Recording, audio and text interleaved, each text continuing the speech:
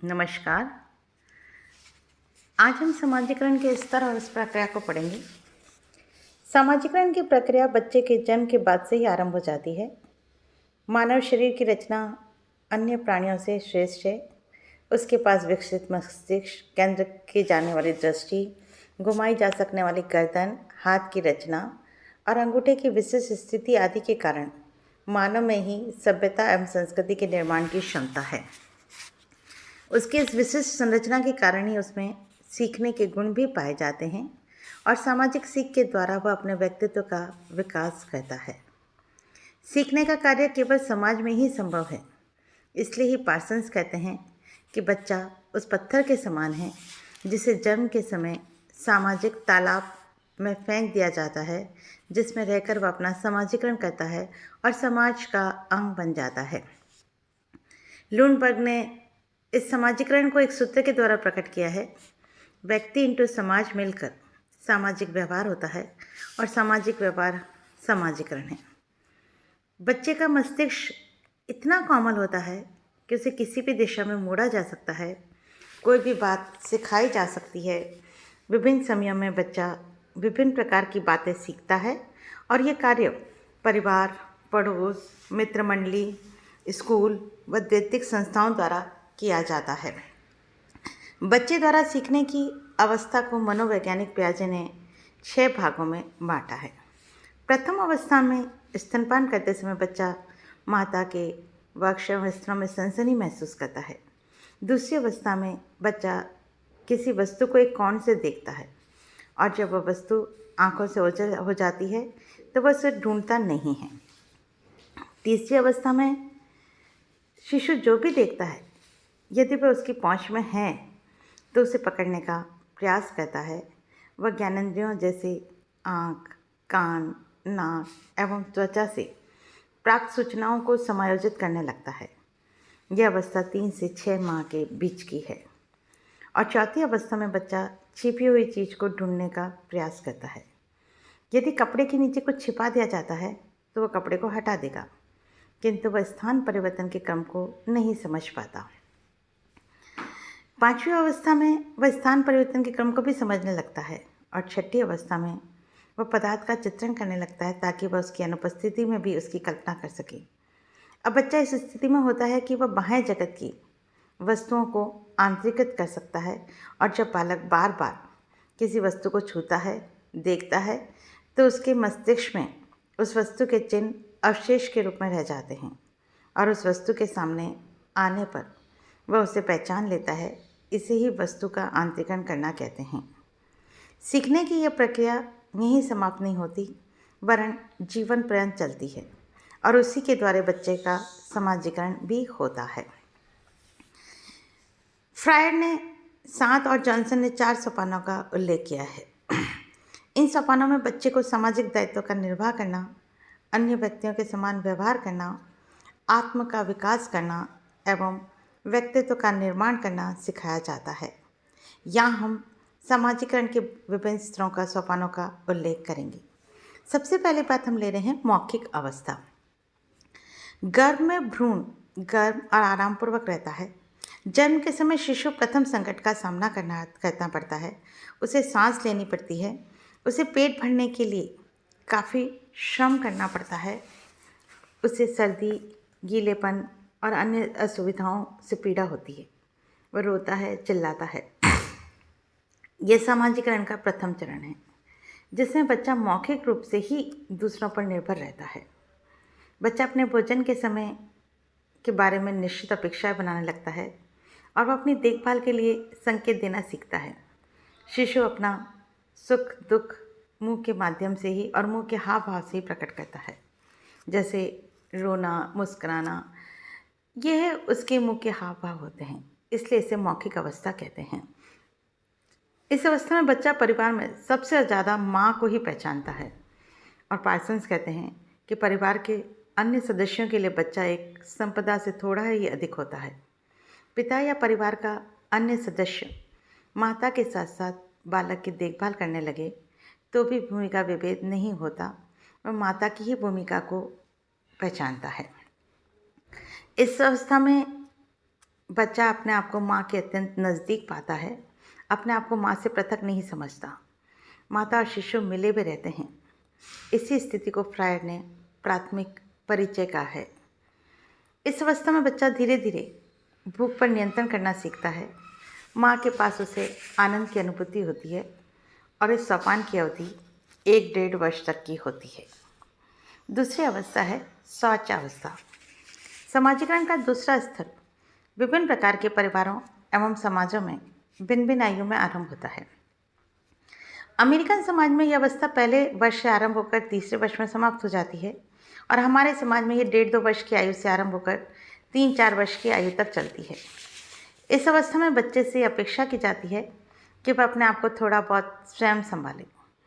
उसे विभिन्न चीज़ों का प्रशिक्षण दिया जाने लगता है।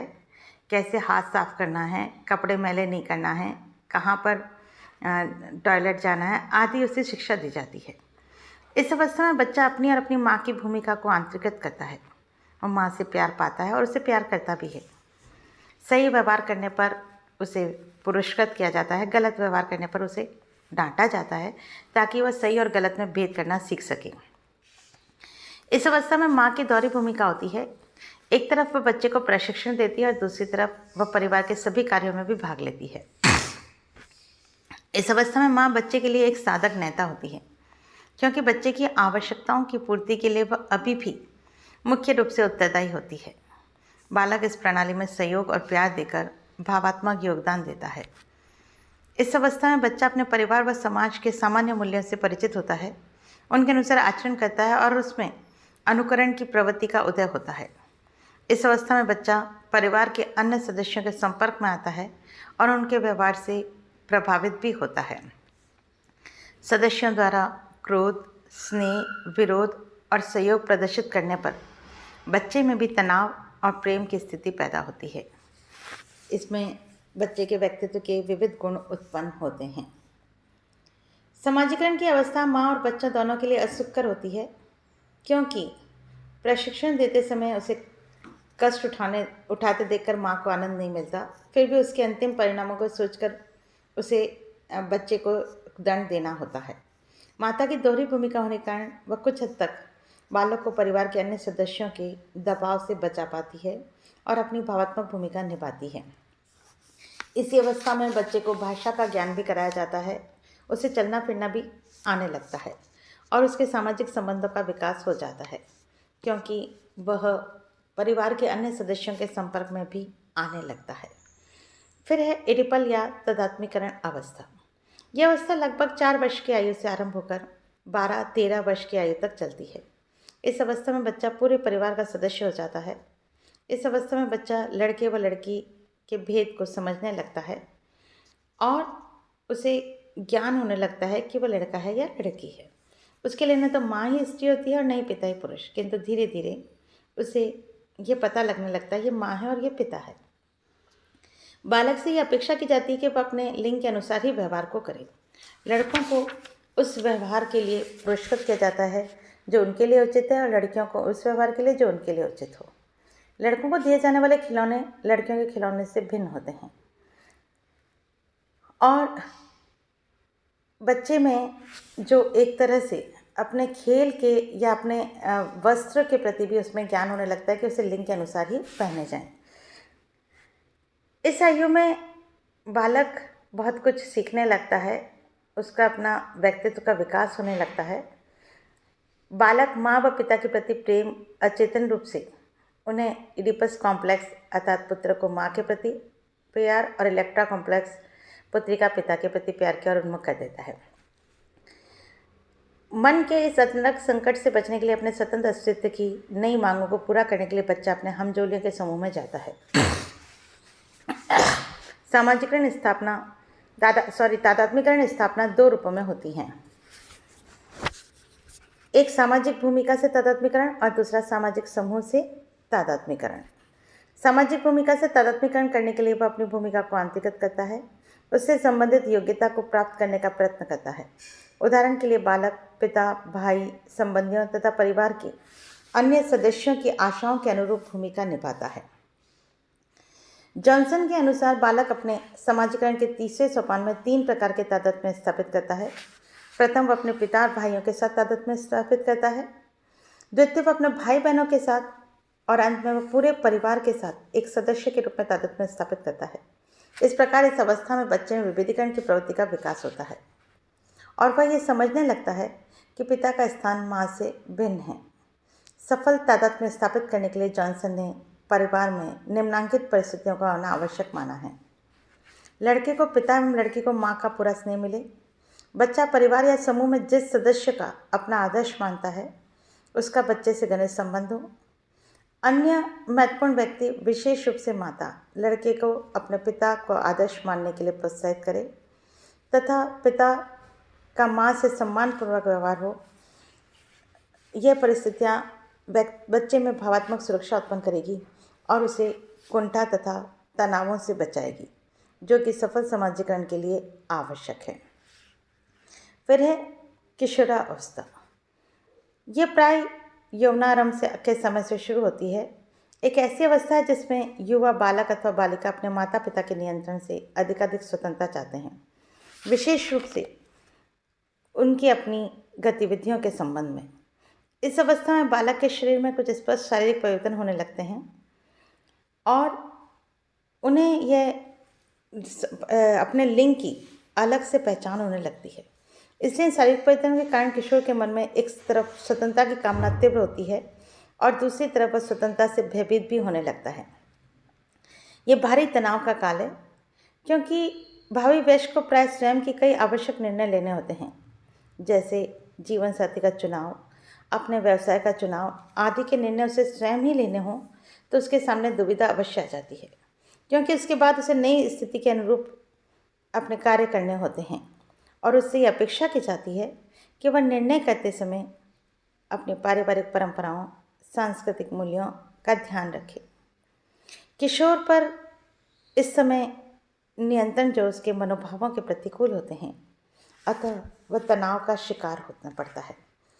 बच्चा परिवार के अतिरिक्त पड़ोस, विद्यालय, खेल के साथियों और नवागंतुकों के संपर्क में आता है। इन सभी के विचारों और व्यवहारों से उसे समायोजन करना होता है। वह अपनी संस्कृति के अनेक निषेधों का पालन करना सीखता है और इस अवस्था में उसे अनेक नए परिस्थितियों का सामना करना होता है। कई नए अनुभव होते हैं। कई समाजों में तो किशोर को आर्थिक क्रियाओं में भी भाग लेना होता है। अपने आर्थिक जीवन में सफलता बहुत कुछ उसके समाजीकरण पर निर्भर है। इस अवस्था में उसमें परा अहम अर्थात नैतिकता की भावना भी पैदा होती है।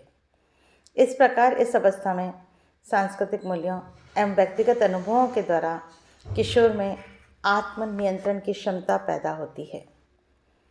समाजीकरण के अन्य सोपानों में इसके 4 अवस्थाओं में ही समाप्त नहीं होती, वरन यह आजीवन चलती रहती है, किंतु व्यक्तित्व के निर्माण की दृष्टि से ये सोपान अधिक महत्वपूर्ण हैं और बाद की अवस्था में यह प्रक्रिया काफ़ी कुछ सरल हो जाती है, क्योंकि तब तक व्यक्ति भाषा को अच्छे से समझ जाता है, समाज के अनुरूप व्यवहार करना सीख चुका होता है, वह अपनी क्रियाओं का उद्देश्य मूल्यक बना लेता है और नई भूमिकाएं प्रत्यक्ष या परोक्ष रूप में पहले पूरी की गई भूमिकाओं के अनुरूप ही होती हैं। अतः बाद की अवस्था में समाजीकरण की प्रक्रिया स्वचालित हो जाती है, अपने आप चलती रहती है। और ये 3 अवस्थाएं हैं। युवावस्था। युवावस्था में व्यक्ति को अनेक नए पद प्राप्त होते हैं और उनसे संबंधित भूमिकाओं को उसे निभाना होता है। उसे एक पति, पिता, दामाद, अधिकारी आदि की परिस्थितियाँ प्राप्त होती हैं और उनके अनुरूप भूमिकाएं भी निभानी होती हैं। इस अवस्था में वह परिवार तथा बाह्य जगत में कई महत्वपूर्ण दायित्वों को निभाता है। कभी कभी उसे भूमिका संघर्ष की स्थिति का भी सामना करना पड़ता है। प्रौढ़ावस्था में व्यक्ति पर सामाजिक दायित्व और बढ़ जाते हैं। उस पर अपने बच्चों की शिक्षा, दीक्षा एवं विवाह आदि का भार पड़ता है। उसे माँ बाप के रूप में एक ऑफिस में वरिष्ठ अधिकारी या सेवक के रूप में नए उत्तरदायित्व संभालने होते हैं। जॉनसन कहते हैं कि कम से कम 3 कारणों व वयस्कों का समाजीकरण बच्चों के समाजीकरण से सरल हो जाता है। पहला, वयस्क साधारणतः उस लक्ष्य की प्राप्ति के लिए कार्य करने को प्रेरित होता है जो वह स्वयं देख चुका है। दूसरा, जिन नई भूमिकाओं को वह अंतर्गत करने का प्रयास करता है और उसमें और उसके व्यक्तित्व में पहले से उपस्थित भूमिकाओं में काफ़ी समानता होती है। और तीसरा, समाजीकरण करने वाला भाषा के माध्यम से सरलता में सीख लेता है। वृद्धावस्था ये व्यक्ति में शारीरिक, मानसिक और सामाजिक दृष्टि से कई परिवर्तन आ जाते हैं। अब वह दादा, परदादा, ससुर, नाना आदि के रूप में कई नए पद ग्रहण करता है और उसी के अनुरूप भूमिकाएं भी निभाता है। यदि वह नौकरी कर रहा है तो सेवानिवृत्त कर दिया जाता है। अब वह आर्थिक रूप में कमाने योग्य नहीं रहता, उसे एक पराश्रित होना पड़ता है, अनेक इच्छाओं का दमन करना पड़ता है। नई परिस्थितियों से अनुकूलन न कर पाने की अवस्था में उसे कई तनावों को सहन भी करना होता है। पुत्र, पुत्रों एवं स्वयं के विचारों में पीढ़ीगत भेद के कारण कई बार उसे लगता है उसके अनुभवों की अवहेलना की जा रही है और तब वह कुंठाग्रस्त हो जाता है। इस प्रकार हम देखते हैं कि व्यक्ति का समाजीकरण जीवन पर्यंत चलता ही रहता है, वह कुछ न कुछ सदैव सीखता ही रहता है। धन्यवाद।